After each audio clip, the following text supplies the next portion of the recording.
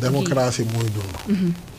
parce que li ñu tàmmaloon mooy ministres yi députés yi demi-dié lañ leen di def dañuy ñëw sax perchoir ba ñu leen di tàgg. naan leen suñu gox ak suñu zone ak yaa fa def lii. kon bu ñu demee ba am ay députés yu démystifier les ministres te def seen rôle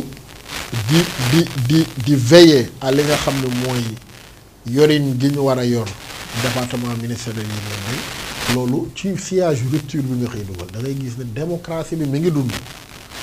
léegi nag boo jëlee démarche bi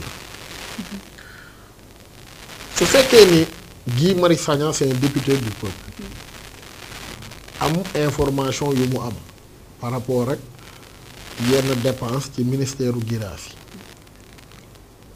sauf preuve jusqu'à preuve du contraire Guy avait de très bonnes relations avec Guirassy il pouvait l'appeler monsieur le ministre j'ai entendu X ou Y mu tontu ko bu ko tontu bi satisfaire mun na ko bind am na yeneen voie yu mu mënoon utiliser plutôt que jël na ko parax ci mbedd bi c'est un peu jeter la personne dans la pâture. donc yow da ngay rejoindre ku mel ni Queen-Biz. non xaaral dana rejoindre ma kenn. Queen-Biz yoonam newul ci coow li. non moom kay yoonam newul ci ci laa non yoonam newul coow li danaa ci ñëw. moom yoonam newul ci coow li. gi ñoom ñaar liñ def d'accord naa ñoom ñaar ñëpp ñeneen ñi ci dugg la ci seen yoon newul dañ ca waroon keccat seen bopp. li gii def d'accord naa li Guirassy def d'accord naa mais mënoon nañ ko defee neneen gii amoon na yeneen voies yu mënoon utiliser ngir laaj Guirassy gii xam na Guirassy ànd nañ campagne am na de très bonnes relations ak moom mënoon na ko bind woo ko wala feneen yaa ngi comprendre kon jàpp naa ni mënoon na utiliser yeneen voies léegi nag njàpp dans un pays normal comme ni ko sëriñ bi doon waxee normé et calibré lii Guy Marius Sagna di laaj moom du député moo koy laaj. waaw déedéet poids wu classe bi màbb na professeurs yi amuñ table bu ñu toog mais loolu du sax lu ñuy laaj un ministre loolu c'est les inspecteurs d'académie bu réew mi jaaroon yoon laa la wax loolu du accès sax ci Guy ba mu koy laaj dans un pays normal je dis bien dans un pays normal boo xoolee question yi Guy laaj Guirassy loolu warul remonter sax ci ministre bi.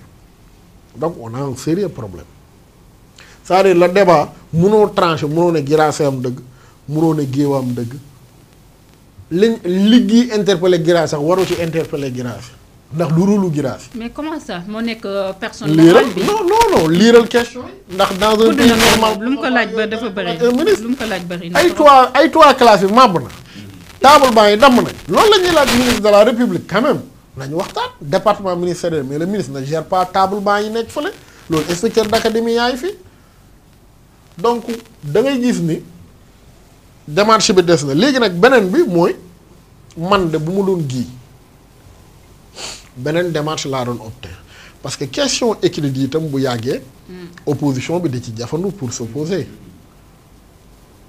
defar moo la taxoon jóg finalement da ngay affaiblir le régime kenn waxul nag Guy bu mu challenge député yi bu mu challenge bu ñu laaj mais challenge ak laaj am na yoon boo ko fa bàyyee bu ko teg feneen mais yow député bu nekk mën na dugal ay questions écrites kan la gouvernement bi di liggéey mënul nekk c'est pas sérieux quand même. tout à fait. on les convoque yow tu as un gouvernement boo xam ne chaque mois dañuy ñëw assemblée mais na question écrite yi taxaw. yéen ñi def non je parle pas de Guy je parle de manière générale. est-ce que rationaliser aussi ça veut dire aussi dund li nga xam ne moo nekk bon. man moo boobu dafa fort parce que. léegi nag Guirassy oui bu dee moom ministère. bu amee ay gan. au nom de rationaliser mënul tàngal ndox gu mu leen defaree café mais loolu c'est autre chose. waaw ça c'est vrai aussi. léegi nag xam nga lu ñu doon bañ. nga ne da ngay jënd cafetière boo tàngalee ndox woo njàpp parce que moo la neex takk naa ay verre yu rafet jox ko njàpp jaay la tàngalukaayu ndox bi 1 million fekk na 10 000 lay jar loolu la ñuy bañ. jënd luy tàngal ndox mais yàlla minimum yàlla. dafa am loo xam boo ko amul su ko Guirassy amul du liggéey sax ndax du nekk. c'est vrai dafa mel ni tey nga jëloon clé d'or fenn te munu fay naan café gu baax toute la journée Clédor dana génn dem naa ne café feneen. jeex na ah. jeex na par force di nga génn dem naa ne café non mais c'est vrai. su fekk par exemple dama la jox exemple man tey ma jël ko tey sama exemple boo ma jëloon fenn bëgg ma fa tënk de midi de 8h à 17h. mais de mënu ma fa naan café dinaa génn naa ne café feneen. c'est vrai. Queen Biz ak Waly Diouf Bodian ñoom dugg nañ ci wax ji. Queen yoonam newu ci. j'ai beaucoup de respect pour elle mais yoonam newu ci. ay kii sama xarit la du loolu la ñuy xaar ci moom na def joobam. Waly Diouf daf leen na mbasa gën tàcc seen coow li arrangé wul le gouvernement. Waly ki di indirectement li mu leen wax mooy coow li na fi yam.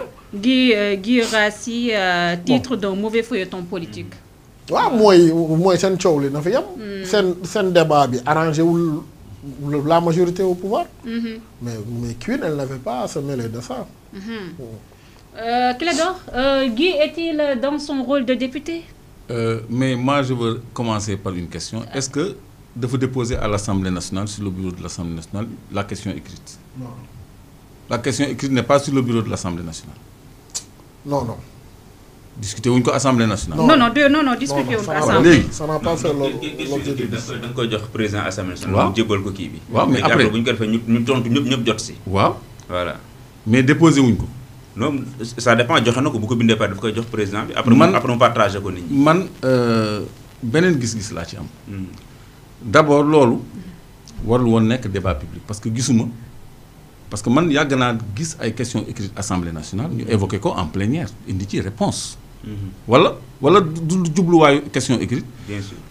En fait de question écrite da ngay jàpp sax ni question orale parce que oralement lañ koy traité en plénière donc loolu je crois que jiitu paak ci mbar la te dafa am objectif d'annonce et de mettre sur la place publique loo xam ni c'est du détail vraiment ay matériel de café c'est du détail. Franchement.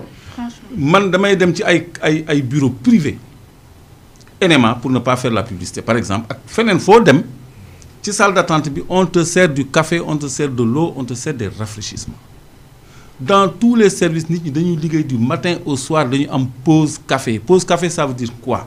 Des fois mu ànd sax ak une petite collation avec un traiteur. Ça c'est une collation. Nous on est en privé ici. Donc